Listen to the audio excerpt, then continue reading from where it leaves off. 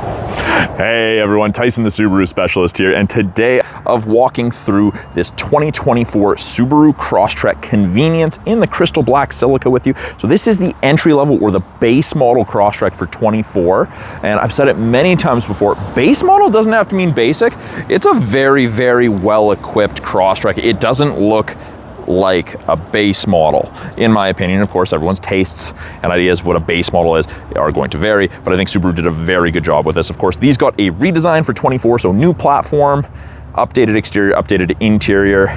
Something I really like, they've gone with the blacked out wheels on the convenience trim, and it ties in with the cladding around the wheel arches and along the bottom of the vehicle that you find on the Crosstrek. And I think the black on black looks very sharp, classic looking color, new front end, new headlights, new grille, new everything. So the entry level model, no fog lights. You can get an accessory kit for them though if you want, but we do get that aggressive C-cut channel that you see on a lot of those new Subarus. The headlights are anything but basic. LED steering responsive headlights with high beam assist. Generally a feature you used to find only on the higher end models, now becoming more and more standard in the Subaru lineup. New front end, definitely more angular, more aggressive than the previous generation for sure. Big hood, and it's powered by a 2-liter 4-cylinder boxer engine, produces 152 horsepower. It's plenty torquey. There's lots of zip in these vehicles. Great fuel efficiency. On average, my clients are getting about 0.3 to 0.5 liters per 100 kilometers better than what the advertised economy is. So that is very, very cool that Subaru's doing that.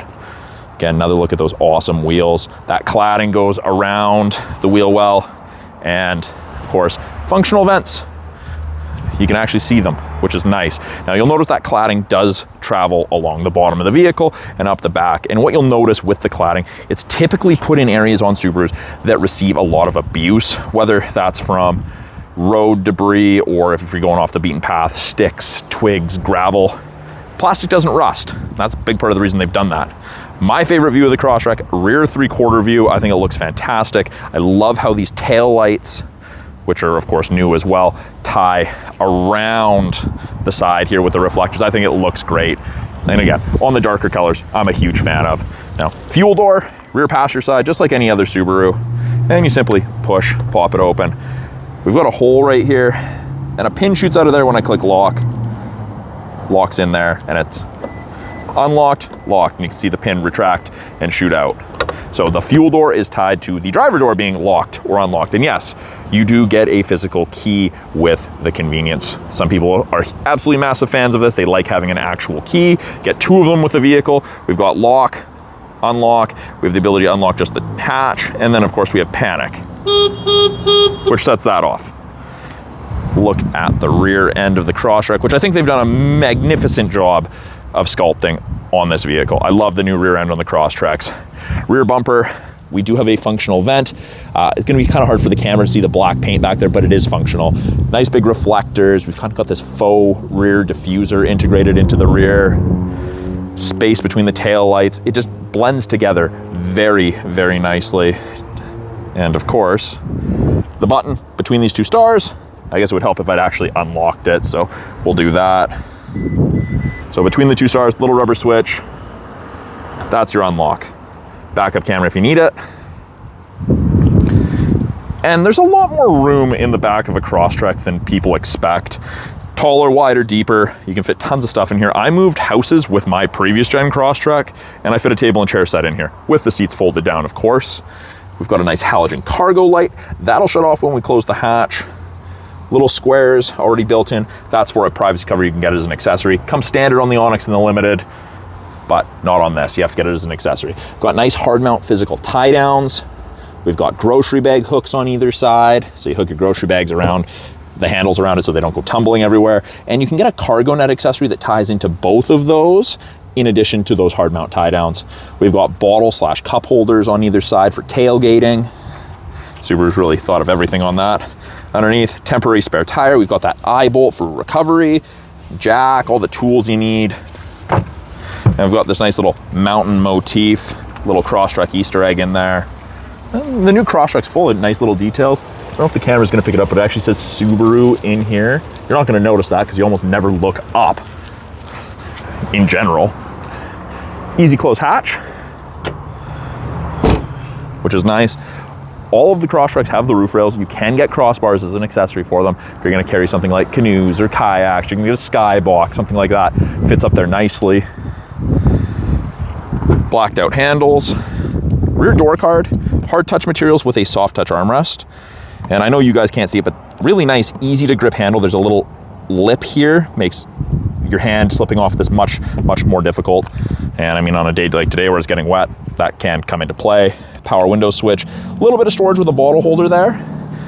And just like the storage area, there's way more passenger room here than you would expect. You get that light and dark gray cloth upholstery in here. Easy access to the latch system if you've got children or grandchildren, need a car seat of some sort, or you can use them to tether pets. Fold the seats down. We've got that right there. And of course, this front seat is a little bit more reclined, so it won't go down all the way, but it is nice to have. You have that ability.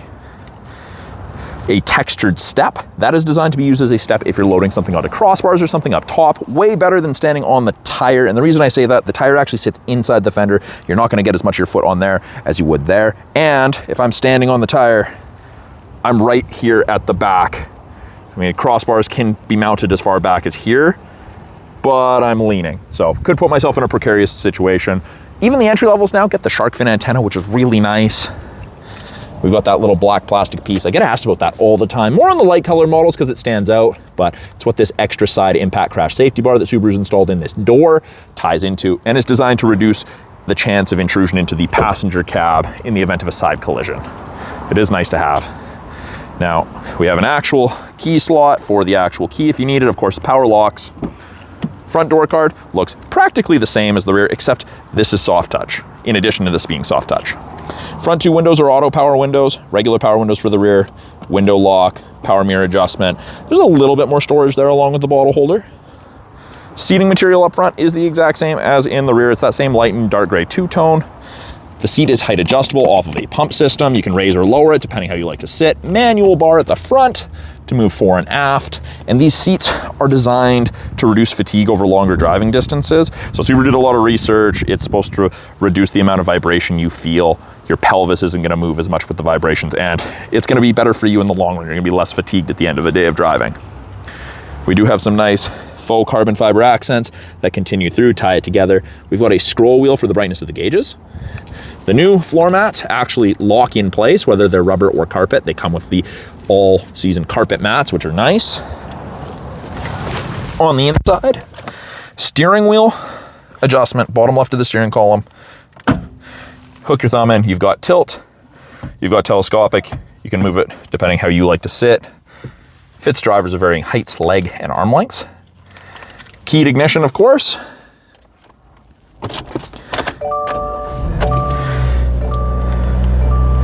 Like, the gauges don't look base model, if you ask me. I think they actually look quite nice. Easy to read. You've got a digital speedometer in addition to the analog. We're running low on fuel because it just came in, and we can cycle through several different screens depending on what we want to look at, what information we want. On the steering wheel itself, it is kind of a plasticky rubber compound, not a leather wrapped like you get in the Touring and above, but it's not hard, it's not awkward, it's not painful, no sharp edges. It's well thought out and well done. Left-hand side of the steering wheel, we have our Bluetooth and audio controls. Make and take calls, hang up or decline calls, issue voice commands. You've got your volume. You can switch from AM to FM to satellite to USB, etc. Switch between presets. Everything's at your fingertips, which is nice. We've got adaptive cruise and lane centering. Now, these are part of these three black boxes, these color stereo EyeSight cameras, and they're looking for road lines, cyclists, pedestrians, and other vehicles. These are also responsible for automatic emergency braking, which saves you 10% on your basic insurance here in BC. Very nice to have. Now, when I've turned on the adaptive cruise, I get an image of the Crosstrek there, and you'll notice that there are 3 bars ahead of it, 4. That is the follow distance behind the vehicle ahead of you that you'll follow at if you catch up while using cruise. So 4 bars at 100 kilometers an hour is roughly 150 to 180 feet behind the vehicle ahead of you, which is nice. Now, I've just turned on the lane departure prevention function, and that's part of that, the lane centering. That image there means that the system is active. These lines are grayed out because One, we're not driving. Two, there's no road lines right here for the cameras to see, but whichever side it can see above 60 kilometers an hour, it'll illuminate white on the corresponding side. And if you start to get close to one of the road lines, one of the sides, it'll adjust. It'll help keep you centered. Easy to overpower. We're not hands-free. It's not a replacement for you. It's an enhancement for your driving. I do recommend that if you have the chance to have a salesperson take you out and demonstrate it, let them do it. Let them show you how it works. It's awesome. I didn't think I'd like it. I think it's the best feature ever. Same thing with the adaptive cruise. I thought that I wouldn't like that. It's fantastic. We have intelligent and sport drive modes. Intelligence for everyday and is what it defaults to. Sport, a little bit more spirited driving. You can see that yellow line's a little sharper than that blue one there. You're gonna go faster sooner, sit at a higher RPM, and use a little bit more fuel, but more spirited driving. You can use it on the fly, use it to help you pass. It's great.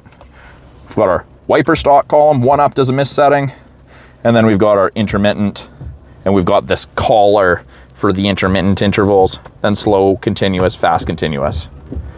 The end of it, that's for the back window. We get two 7-inch infotainment screens in the Convenience Crosstrek. Top portion, we've got apps, settings, phone, radio, and media. Phone, radio, media, fairly self-explanatory. Under apps, we have wired Android Auto, wired Apple CarPlay. There is a second screen. You can turn off the displays. You can turn on valet mode. If there's a section of the car that you go to in the settings often, you can add an additional shortcut. Physical buttons down here. Home always takes you here. When you put it in reverse, backup camera pops up. Top of the bumpers there, which is nice. Absolutely fantastic. You can see washer fluid coming off the back there. And as I turn the wheel, those lines move, keep you, and we'll show you where you're gonna end up if you keep the wheel turned that way. Below that, we've got things like X mode, more driving related things. X mode, which is like 4 low in a pickup. You have to be going under 20 kilometers an hour to engage it, and it kicks out at 40 kilometers an hour. So, simple as. Vehicle control, things like traction control, auto vehicle hold, which is a brake holder for construction drive through rush hour traffic. You can turn off the steering responsive headlights, so those headlights that swivel left or right if you don't like them. Driving assistance, things like pre-collision braking, your lane departure. They're all enhancements for your driving, so you can disable them. You can turn off auto start stop, click of a button there.